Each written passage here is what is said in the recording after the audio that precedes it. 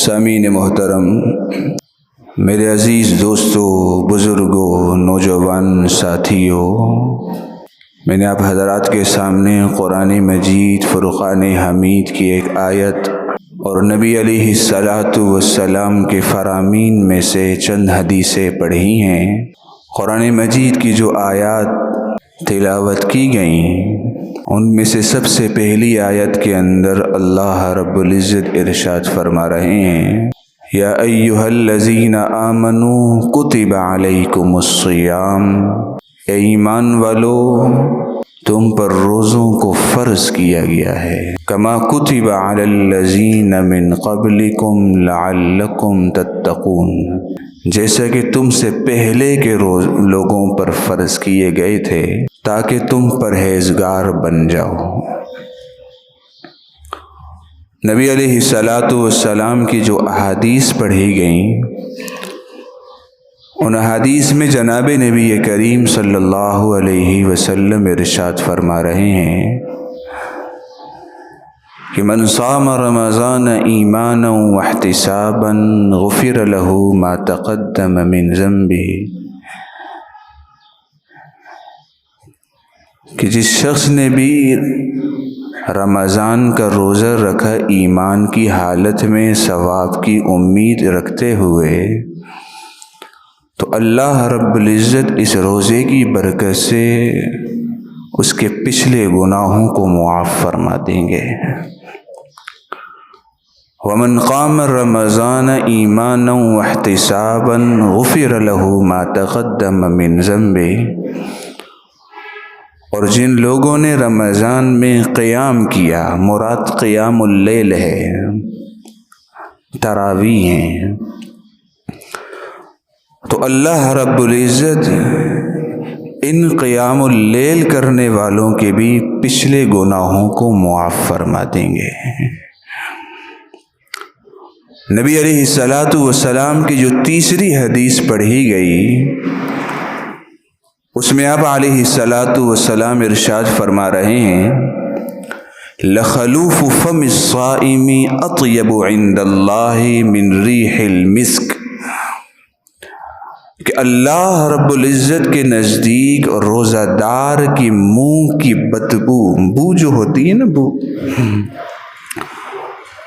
وہ اللہ کے نزدیک مشک سے زیادہ پسندیدہ ہے۔ جب وہ بو اللہ کے نزدیک اتنی پسندیدہ ہے تو وہ روزہ دار کتنا پسندیدہ ہوگا۔ تو میرے مسلمان دوستو، آج شعبان کی 26 ہے، لگ بھگ 3 دن کے بعد ہمارے سروں پر برکتوں والا، سعادتوں والا، رحمتوں والا مہینہ آ کھڑا ہے، اور یہ آج کا جمعہ شعبان کا آخری جمعہ ہے، اگلا جمعہ انشاءاللہ زندگی رہی تو رمضان کا جمعہ ہوگا۔ تو آج کے اس جمعے کے اندر استقبال رمضان کے حوالے سے چند باتیں عرض کرنا چاہ رہا ہوں۔ میرے مسلمان دوستو، استقبال کا لفظ تو ہم سب نے ہی تقریباً سنا ہوا ہے کہ کسی شخص کی آمد پر اس کا استقبال کیا جاتا ہے۔ عربی زبان میں جب کوئی شخص آئے نا تو اس کا استقبال جن الفاظ سے کیا جاتا ہے وہ ہیں مرحبا بکم، اہلا و سہلا، اردو میں خوش آمدید، سندھی میں بھلی کری آیا، مختلف الفاظ ہیں۔ اور یہ بات بھی سب کو معلوم ہے کہ جس کا وقار جتنا بلند ہوتا ہے اس کا استقبال اتنا ہی بہترین ہوتا ہے۔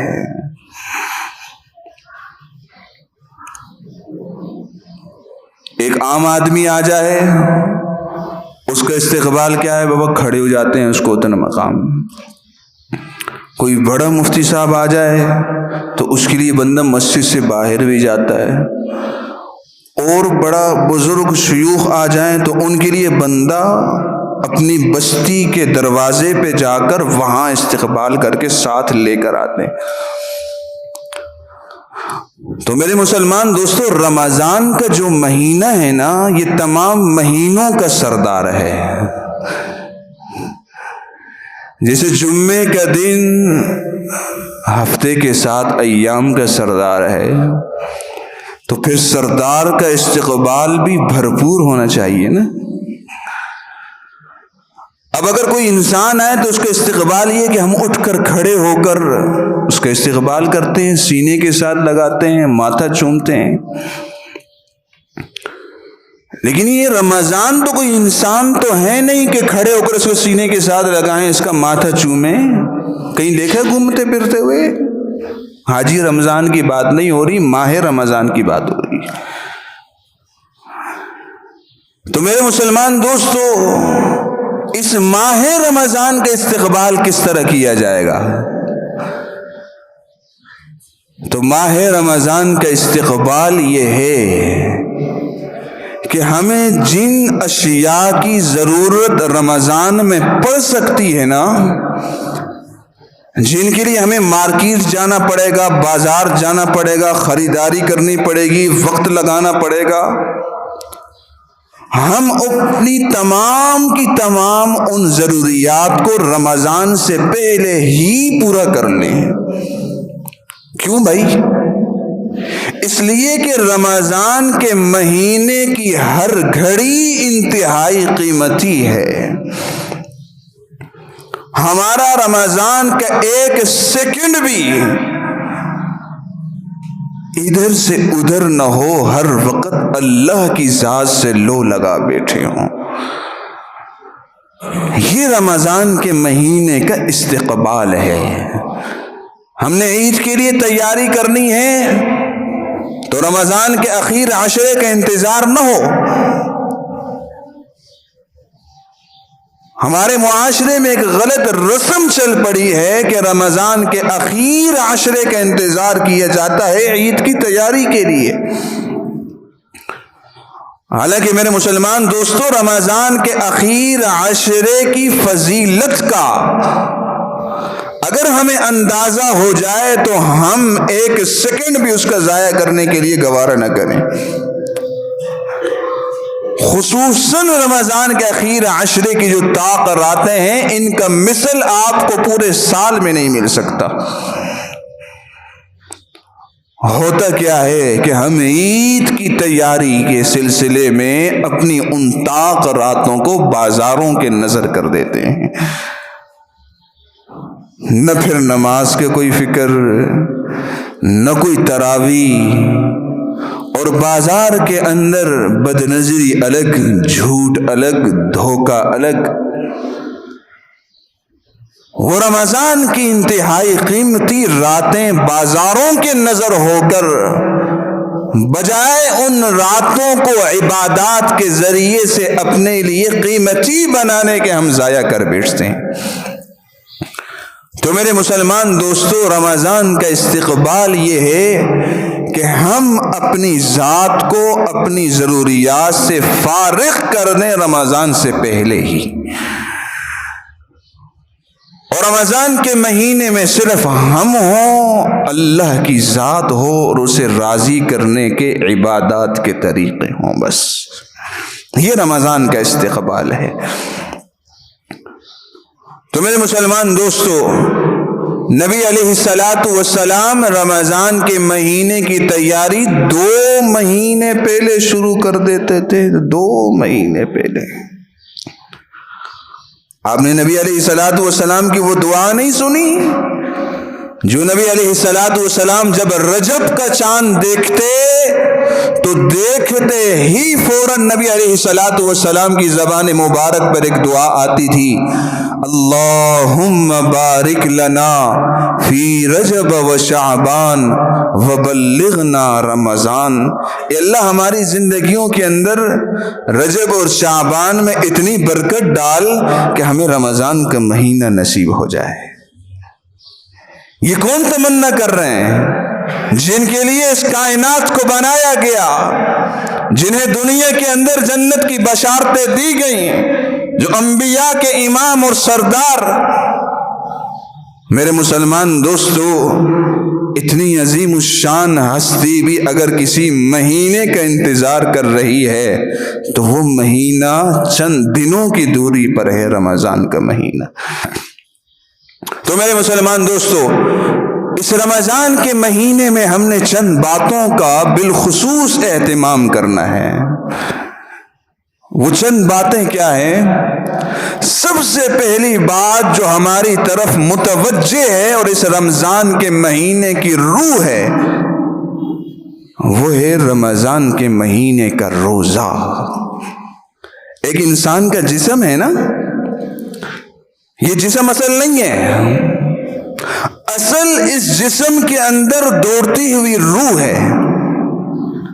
اگر اس روح کو جسم سے علیحدہ کر دیا جائے تو پھر یہ لاش بن جاتی ہے، کوئی دنیا میں رکھنا گوارا نہیں کرتا، کہتے ہیں وہ فوراً اسے دفن کرو، زمین کے حوالے کرو، اس کی امانت ہے۔ کیا کرو؟ فوراً زمین کے حوالے کرو، اس کی امانت ہے۔ تو میرے مسلمان دوستو، جیسے روح کے بغیر انسانی جسم کسی کام کا نہیں ہے، رمضان کا مہینہ بغیر روزے کے کسی کام کا نہیں ہے۔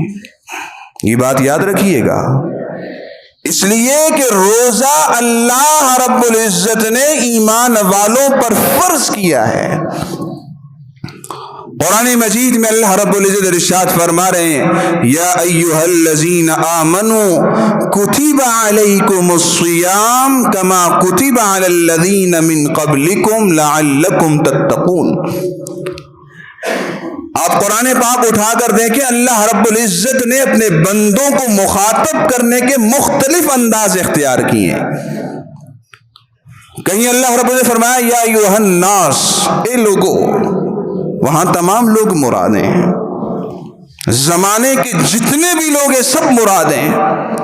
لیکن میرے مسلمان دوستو، جب اللہ رب العزت نے روزے کا حکم دینا تھا نا، تو یا ایھا الناس نہیں کہا، بلکہ کیا فرمایا؟ یا ایھا الذین آمنو، اے میرے وہ بندو جو مجھ پر ایمان لے کر آئے ہو، اے میرے وہ بندو جو مجھ پر ایمان لے کر آئے ہو، کتب علیکم الصیام، تم پر میں نے روزوں کو فرض کیا ہے۔ روزوں کا فرض یہ اللہ نے بندے پر کیا ہے۔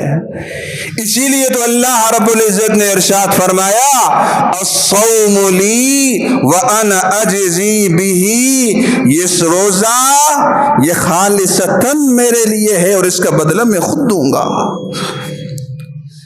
اللہ رب العزت نے کسی عبادت سے متعلق یہ نہیں کہا تمام عبادتیں اللہ کے لیے ہیں، لیکن میرے مسلمان دوستو، روزے کے بارے میں فرمایا کہ یہ میرے لیے ہے، اس کا بدلہ میں خود دوں گا۔ اسی لیے نبی علیہ الصلوۃ والسلام نے ارشاد فرمایا کہ جو رمضان کا روزہ جان بوجھ کر بغیر کسی شرعی عذر کے چھوڑ دے تو اس کے بدل میں اگر ساری زندگی روزے رکھتے رہے نا تو اس کا بدل نہیں ہو سکتا، اس کا بدل نہیں ہو سکتا۔ تو میرے مسلمان دوستو، اس رمضان کے مہینے میں سب سے پہلا کام جو ہماری طرف متوجہ ہے وہ یہ ہے کہ ہم اس رمضان کے مہینے میں اہتمام کے ساتھ روزہ رکھنے والے بن جائیں، اہتمام کے ساتھ روزہ رکھنے والے بن جائیں۔ میرے مسلمان دوستو، روزہ ایک ایسی عبادت ہے، عاشقانہ عبادت ہے۔ باقی تمام عبادات کے اندر ریاکاری کا پہلو پیدا ہو سکتا ہے۔ نماز پڑھیں نا تو دل میں آ سکتا ہے یار، ہو سکتا ہے لوگوں دکھانے کے لیے نماز پڑھ رہا ہو، زکوٰۃ دے رہا ہے، ہو سکتا ہے لوگوں دکھانے کے لیے زکوٰۃ دے رہا ہو، حج کر رہا ہے، ہو سکتا ہے لوگوں دکھانے کے لیے حج کر رہا ہو۔ لیکن میرے مسلمان دوستو، روزہ ایک ایسی عاشقانہ عبادت ہے کہ انسان بند کمرے کے اندر ہے، سخت گرمی کا موسم ہے، سامنے فریج کے اندر ٹھنڈا یخ پانی موجود ہے، لیکن اس کے باوجود وہ اٹھ کر فریج کھول کر حلال ہے پانی اٹھا کر پیتا نہیں ہے، اگر اس نے لوگوں کے لیے رکھا ہوتا نا تو وہ تو یہاں تو کوئی نہیں دیکھ رہا، وہ تو اٹھا کر پی لیتا۔ روزہ خالصتاً اللہ کا بندہ اپنے اللہ کے لیے رکھتا ہے، اسی لیے اللہ رب العزت نے فرمایا الصوم لی وانا اجزی بہ، روزہ میرے لیے ہے، اس کا بدلہ میں خود دوں گا۔ اسی لیے نبی علیہ الصلوۃ والسلام نے فرمایا لخلوف فم الصائم اطیب عند اللہ من ریح المسک، کہ روزہ دار کی منہ کی بو اللہ کے نزدیک مشک سے زیادہ پسندیدہ ہے، مشک سے زیادہ پسندیدہ ہے۔ یہ صرف بو کی بات کی ہے، وہ بندہ اللہ کے نزدیک کتنا پسندیدہ ہے اس کا اندازہ میں اور آپ نہیں لگا سکتے۔ تو سب سے پہلی بات جو متوجہ ہے وہ کیا ہے؟ بولیے بابا، بولیں گے تو آگے چلیں گے۔ سب سے پہلی بات کون سی متوجہ ہے رمضان کے مہینے میں؟ ہم نے رمضان کے مہینے کا روزہ اہتمام کے ساتھ رکھنا ہے۔ میرے مسلمان دوستو، ایک دوسری بات بھی ہمارے طرف اس رمضان کے مہینے میں ایک بات متوجہ ہے، وہ کیا ہے؟ رمضان کے مہینے کا ادب اور احترام کرنا ہے۔ ایک تو وہ ہے نا جو روزہ رکھ رہے ہیں، کچھ لوگ ہیں شرعی عذر کی وجہ سے روزہ نہیں رکھتے، اور کچھ لوگ ہیں جو ڈھٹائی کی وجہ سے، بے غیرتی کی وجہ سے روزہ نہیں رکھتے، ایمان کی کمزوری کی وجہ سے روزہ نہیں رکھتے۔ میرے مسلمان دوستو، روزہ نہ رکھنا یہ اپنی جگہ پر گناہ ہے، لیکن رمضان کے روزے کے احترام نہ کرنا یہ اس سے بڑا گناہ ہے۔ رمضان کے روزے کا احترام نہ کرنا، مہینے کا احترام نہ کرنا۔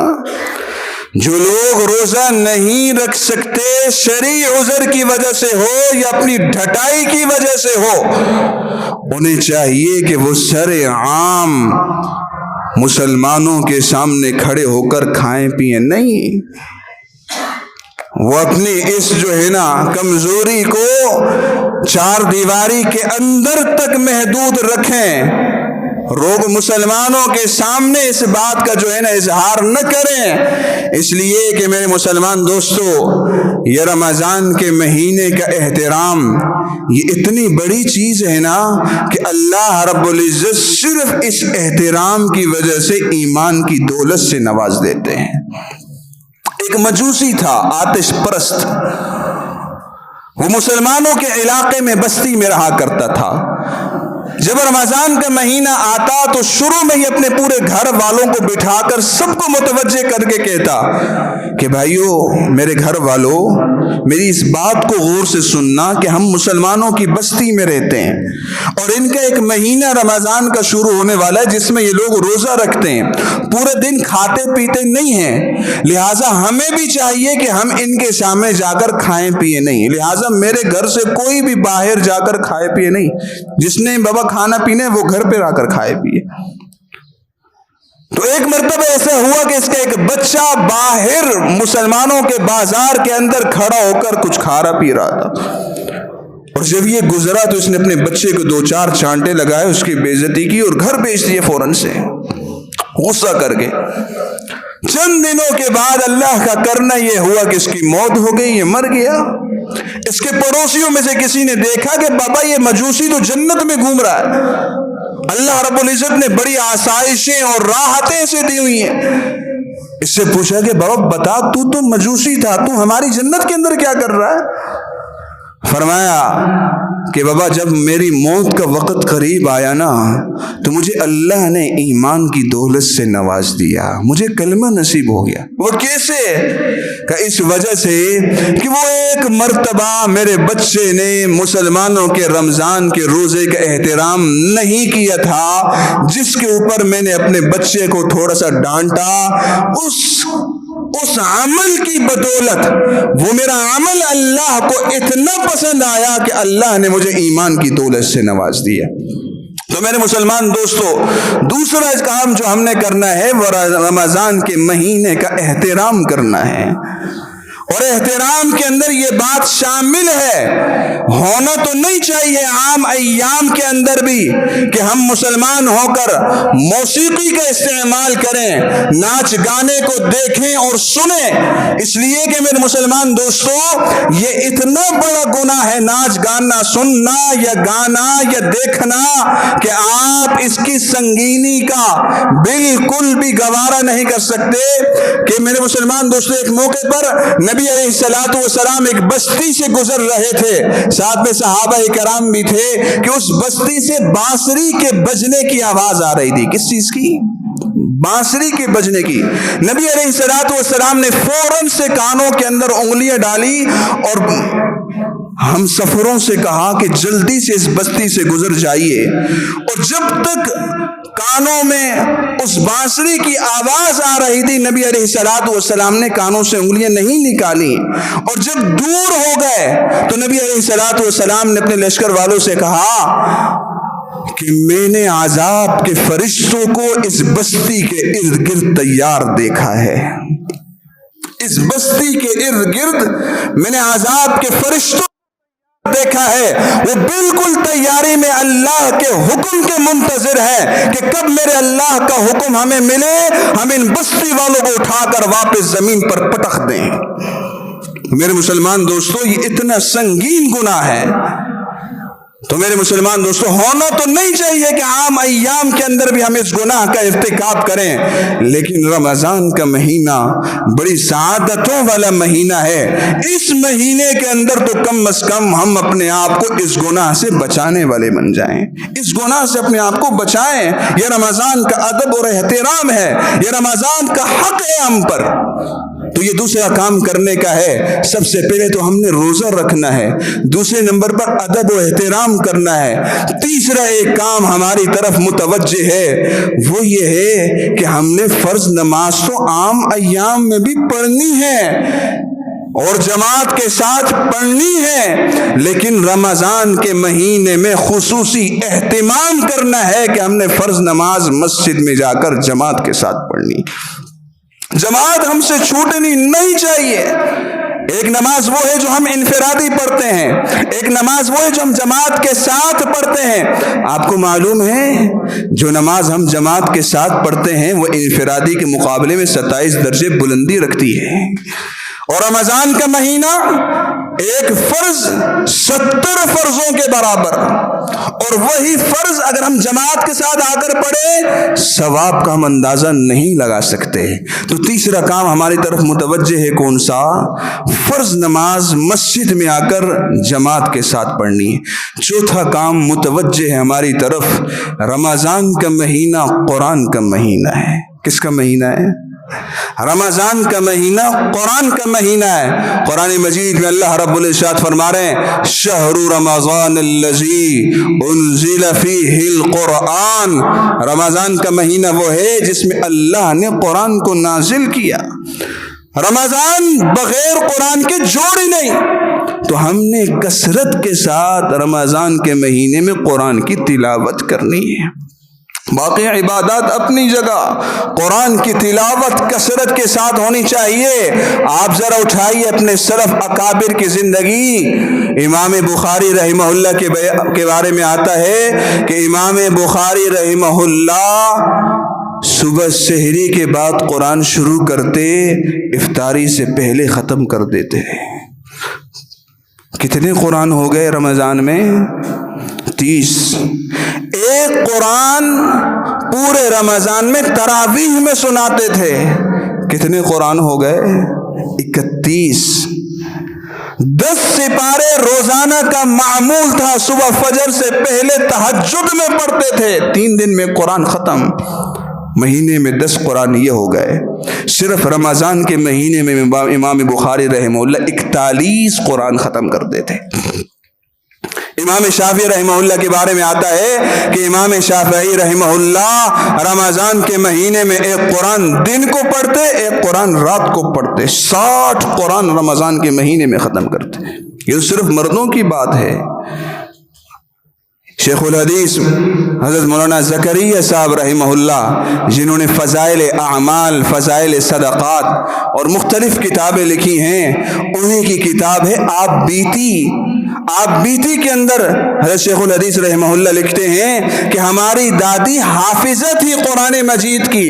جب رمضان کا مہینہ آتا تو دن کو کام کاج بھی کرتی رہتی، یومیہ 40 پارے قرآن مجید کی تلاوت کرتی تھیں۔ 40 پارے 40 پارے قرآن مجید کی تلاوت کرتی تھیں۔ ایک قرآن پورا 10 سپارے زیادہ۔ تو میرے مسلمان دوستو، یہ تو وہ لوگ تھے جو 41 قرآن رمضان کے مہینے میں ختم کرتے، جو 60 قرآن رمضان کے مہینے میں ختم کرتے، جو 40 قرآن رمضان کے مہینے میں ختم کرتے۔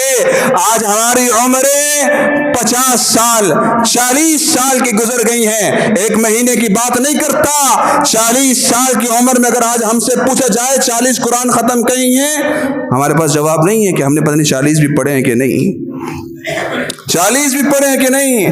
جب اللہ رب العزت ناراض ہوتے ہیں نا، قرآن کی تلاوت کی توفیق چھین لیتے ہیں۔ آج ہم کہتے ہیں بابا ہم قرآن کی تلاوت نہیں کر سکتے، ہم کون ہیں؟ قرآن کی تلاوت کی توفیق، نماز پڑھنے کی توفیق، عبادات کی توفیق یہ اللہ رب العزت کی ذات دیتی ہے۔ اگر آج ہم قرآن کی تلاوت سے محروم، نماز سے محروم، روزے سے محروم، زکوٰۃ سے محروم، حج سے محروم ہیں تو یہ ہماری کمزوری نہیں، اللہ نے ہمیں توفیق ہی نہیں دی کہ ہم یہ کام کر سکیں، ہم اپنے اللہ کو راضی کرنے والے بن جائیں۔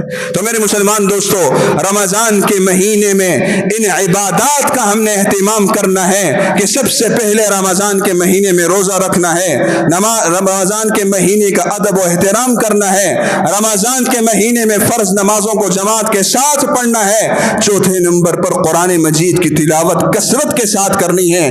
پانچویں ایک چیز متوجہ ہے کہ جب رمضان کا مہینہ شروع ہوتا، نبی علیہ الصلوۃ والسلام کی سخاوت عام ایام سے بڑھ جاتی، عام مہینوں سے بڑھ جاتی۔ رمضان کے مہینے میں اللہ نے ہمیں دیا ہے ہم اخلاص للہیت چپکے کے ساتھ اللہ کے راستے میں خوب خرچ کرنے والے بن جائیں۔ اللہ تعالی ہم سب کو سمجھنے کی اور عمل پیرا ہونے کی توفیق نصیب فرمائے۔ وآخر دعوانا ان الحمد للہ رب العالمین۔